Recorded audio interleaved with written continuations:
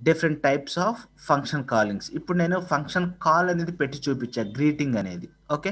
So అలాంటివి 4 types of function calls ఉన్నాయి. అంటే ఎలాగంటే ఇప్పుడు మనము ఒక ఫంక్షన్ తీసుకున్నప్పుడు దాని బ్రాకెట్‌లో ఏవైనా ఆర్గ్యుమెంట్స్ పెట్టామనుకోండి, పారామీటర్స్ పెట్టామనుకోండి, దాన్ని విత్ పారామీటర్స్ అని చెప్పి అనాలి. నెక్స్ట్ ఆ ఫంక్షన్ ఎగ్జిక్యూట్ అయిన తర్వాత నీకు వచ్చిన అవుట్‌పుట్ ఇంకో మెయిన్ ఫంక్షన్ గనక రిటర్న్ అవుతుందనుకోండి, దాన్ని మనం రిటర్న్ టైప్ అనాలి. అంటే ఇప్పుడు మనకి డిఫరెంట్ టైప్స్ ఆఫ్ కాలింగ్స్ కేటగిరీస్ ఉన్నాయి. వీటిలో ఏమంటామంటే ఒకసారి ఆర్గ్యుమెంట్స్ పెడదాము, ఒకసారి రిటర్న్ టైప్ యూజ్ చేద్దాము. ఒకసారి ఆర్గ్యుమెంట్స్ పెట్టొద్దు, రిటర్న్ టైప్ యూజ్ చేద్దాము. రిటర్న్ టైప్ యూజ్ చేయొద్దు, ఆర్గ్యుమెంట్స్ పెట్టొద్దు. ఇలాగ ఒక 4 కేటగిరీస్ తీసుకుంటాం. ఓకే. అవన్నీ అవే. Functions with arguments and no return value అంటే ఆ ఫంక్షను ఏమీ రిటర్న్ చేయదు, ఏ ఆర్గ్యుమెంట్స్‌ని తీసుకోదు. Normal. So, no arguments but return value. దాంట్లోకి మనం మెయిన్ నుంచి డేటాని పంపించము. బట్ డేటా మాత్రం రిటర్న్ అయితే క్యాచ్ చేసుకుంటాము. ఫంక్షన్ విత్ ఆర్గ్యుమెంట్స్ ఇక్కడ డేటా పెట్టి పంపిస్తాం. మెయిన్ నుంచి డేటా ఇచ్చి ఫంక్షన్‌కి పంపిస్తాము. రిటర్న్ వాల్యూ కూడా మనకి ఉంటది. ఓకే. విత్ రిటర్న్ అంటున్నారు కాబట్టి రిటర్న్ వాల్యూ కూడా మనకొస్తది. Functions with arguments and no return values ఇదొక కేటగిరీ. సో, ఈ 4 కేటగిరీస్‌కి మనము ఒక్కొక్కటి డిస్కస్ చేస్తూ ఎగ్జాంపుల్‌తో డిస్కస్ చేద్దాం. సో, ఇక్కడ చూడండి. Functions with no arguments and no return value. So, దీని మీనింగ్ ఏంటి? కింద డయాగ్రామ్ చూడండి. No arguments, no return value అని చెప్పి ఉంది అంటే, ఈ కాలింగ్ ఫంక్షన్ అంటే ఇక్కడ మెయిన్. ఇదిగో నేను నా పాయింటర్ చూడండి. కాలింగ్ ఫంక్షన్ అంటే మెయిన్. మెయిన్ నుంచి వాల్యూస్ అంటే ఇన్‌పుట్ కాల్డ్ ఫంక్షన్‌కెళ్ళవు. ఓకే. నో ఆర్గ్యుమెంట్స్ అంటే అది. పైన కూడా నో వాల్యూస్. ఓన్లీ కాల్ మాత్రమే ఉంటది. అక్కడికెళ్తది. No return values. Arrow mark పెట్టాను చూడండి. కాలింగ్ ఫంక్షన్‌కి ఎలాంటి వాల్యూస్ రిటర్న్ అవ్వవు. But structure is this one. ఇక్కడ నుంచి అక్కడికెళ్ళి, అక్కడి నుంచి మళ్ళీ ఇక్కడికి రావాల్సిందే. కాల్డ్ ఫంక్షన్‌కెళ్ళి మెయిన్ ఫంక్షన్‌కి రావాల్సిందే. బట్ ఇన్ బిట్వీన్ కమ్యూనికేషన్ అవుతున్నప్పుడు ఆ ట్రాన్స్‌ఫర్‌లో రిసీవ్ చేసుకునేది ఏమీ ఉండదు. Does not receive any argument from the calling function. Okay. So, దీనికి ఎగ్జాంపుల్ చూద్దాం. సో, ఎగ్జాంపుల్ ప్రోగ్రామ్ చూడండి. Program to illustrate the function with no arguments, no return value. ఇక్కడ మనం తీసుకున్న ఫంక్షన్ ప్రోటోటైప్ చూడండి. వాయిడ్ ఫన్ అని చెప్పి తీసుకున్నా. 2 బ్రాకెట్ల మధ్యలో ఎలాంటి డేటాని పాస్ చేయలేదు కాబట్టి నో ఆర్గ్యుమెంట్స్ అనాలి. రిటర్న్ టైప్ వాయిడ్ వాడాం కాబట్టి ఎలాంటి వాల్యూ రిటర్న్ అవ్వట్లేదు. ఒకవేళ రిటర్న్ అవుతుంది అంటే ఇంటీజర్ గాని, ఫ్లోట్ గాని, డబుల్ గాని, క్యారెక్టర్ గాని అలాంటివి వాడుకోవాలి. వాయిడ్ వాడామంటే ఎలాంటి వాల్యూస్ రిటర్న్ అవ్వట్లేదు అని మీనింగ్. సో, ఇప్పుడు ఫంక్షన్ కాల్ ఎక్కడి నుంచి ఉంటది? మెయిన్ దగ్గర నుంచి ఉంటది. మెయిన్ దగ్గర నుంచి ఫంక్షన్ కాల్ ఉంటది. మళ్ళీ బ్యాక్ వచ్చి క్లోజ్ అయిపోతది. సో, ఫర్ ఇన్‌స్టాన్స్ చూడండి. A is equal 10, B is equal 20 అని చెప్పి మెయిన్‌లో డిక్లేర్ చేసాము. మెయిన్‌లో ఉన్న వాల్యూస్ యాస్ ఇట్ ఈస్‌గా ప్రింట్ చేసాము. ఇక్కడ సి కాదు, ఏ, బి రాయాలి. ఓకే. %d, A, B. అప్పుడు ఏ, బిలు మాత్రం ఇక్కడ ప్రింట్ అవుతాయి. So, function call. దీని లోపల చూడండి A equal to B equal to 40 ఉంది. ఇప్పుడు ఎప్పుడైతే ఫంక్షన్ కాల్ వచ్చిందో now I am in function fun ఏబిని డిస్ప్లే చేసాము. సో, ఫస్ట్ టైం చూడండి మెయిన్‌లో 10, 20 ఇచ్చాం కాబట్టి అవి ప్రింట్ అయ్యాయి. సెకండ్ లైన్‌లో చూడండి ఫంక్షన్ కాల్ లోపలికెళ్ళి అక్కడ ఉన్న వాటిని మనం ప్రింట్ చేసాము. Next second type is with no arguments but return value. Okay. No arguments but return value. Diagram చూడండి మనకు అర్థమైపోతది. మెయిన్ ఫంక్షన్ నుంచి ఎలాంటి డేటా కాల్డ్ ఫంక్షన్‌కి వెళ్ళట్లేదు. ఇక్కడ ఇది. No values. మెయిన్ ఫంక్షన్ నుంచి nothing send to the called function. But called function execute అయిన తర్వాత రిజల్ట్ మాత్రం మెయిన్ ఫంక్షన్‌కి వస్తది. ఎగ్జాంపుల్ చూద్దాం. So, program to illustrate no arguments but return value. So, ఇక్కడ చూడండి. ఇక్కడ మనము తీసుకున్న ప్రోటోటైప్ లోపల రాసాం ఫంక్షన్ డిక్లరేషన్ ఇంట్ సమ్ అని చెప్పి. ఓకే. సో, నో ఆర్గ్యుమెంట్స్ అంటున్నాం కాబట్టి దాని లోపల వాల్యూస్ ఏం పంపించట్లేదు. అండ్ విత్ రిటర్న్ వాల్యూ అంటున్నాం కాబట్టి ఏ వాల్యూ రిటర్న్ అవ్వాలి? ఇంటిజర్ వాల్యూ రిటర్న్ అవ్వాలి. సో, ఇక్కడ మనం చేస్తున్న ఆపరేషను ఎడిషన్. సో, దాన్ని రిటర్న్ అయినప్పుడు క్యాచ్ చేయడం కోసం ఇంట్ అని చెప్పి వాడుకున్నాం. ఈ స్టేట్మెంట్‌ని బయటైనా రాసుకోవచ్చు, లోపలైనా రాయొచ్చు. నెక్స్ట్ ఇంట్ సి ఎందుకు అంటే వచ్చిన వాల్యూని స్టోర్ చేసుకోవడానికి. After variable declaration CLR SCR. ఇక్కడ చూడండి C is equal to sum అని చెప్పి కాల్ చేశాను. అంటే సమ్ అని చెప్పి ఎప్పుడైతే కాల్ వచ్చిందో ఇక్కడ నుంచి డైరెక్ట్గా వెళ్ళిపోతుంది. ఇదిగో సమ్ దగ్గర నుంచి ఇదిగో కాల్ ఇది ఇక్కడికి వెళ్ళిపోతుంది.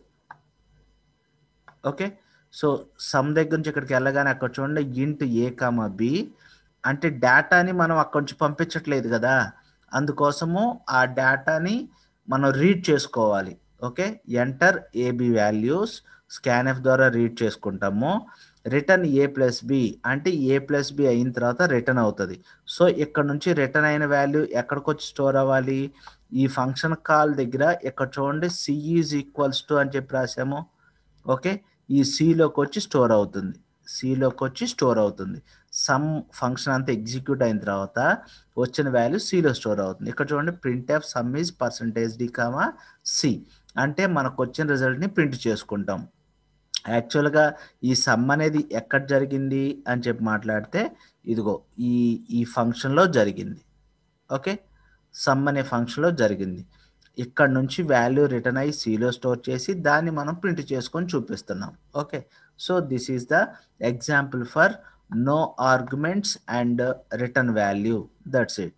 నెక్స్ట్ చూడండి function with arguments and no return value.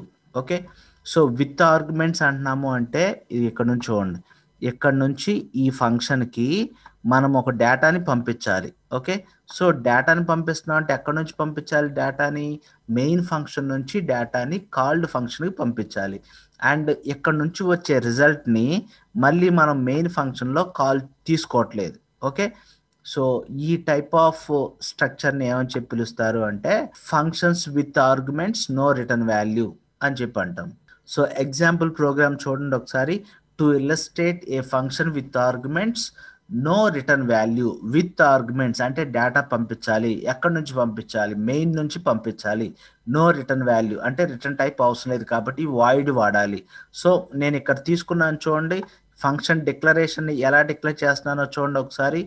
Void some ఇంట్ కామా ఇంట్ అంటే సమ్ అనేది ఫంక్షన్ నేము, ఇంట్ కామా ఇంట్ అంటే నేను ఏబి వాల్యూస్ని పాస్ చేస్తున్నాను కాబట్టి అవి రెండు ఇంటీజర్స్ క్యాచ్ చేయడానికి అక్కడ ఒక రెండు ఫార్మల్ పారామీటర్స్ కావాలి అని చెప్పి చెప్పాలి. వాయిడ్ అని చెప్పి ఎందుకు వాడాను అంటే అక్కడ నుంచి అక్కడికి ఏ వాల్యూ రిటర్న్ అవ్వట్లేదు కాబట్టి వాయిడ్ అని చెప్పి వాడాను. ఓకే, నెక్స్ట్ ఇంట్ ఏ కామా బి పంపించాలంటే ముందు మెయిన్లో డేటాను రీడ్ చేసుకోవాలి, అందుకోసం int A comma B. Next print F enter 2 numbers, ఆ 2 నెంబర్ని స్కాన్ఎఫ్ ద్వారా రీడ్ చేసుకుంటాము. Sum of A comma B A B వాల్యూస్లో ఏదైతే డేటా ఉంటుందో ఆ రెండు డేటాని సమ్ అనే ఫంక్షన్ కాల్లో పెట్టి మనం కాల్ చేస్తాము. ఎప్పుడైతే సమ్ అని చెప్పి కాల్ అయింది ఇది ఇక్కడికి వెళ్తుంది.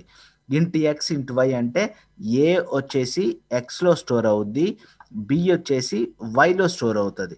ఓకే, సో ఇంట్ సి ఎందుకంటే రిజల్ట్ స్టోర్ చేసుకోవడానికి.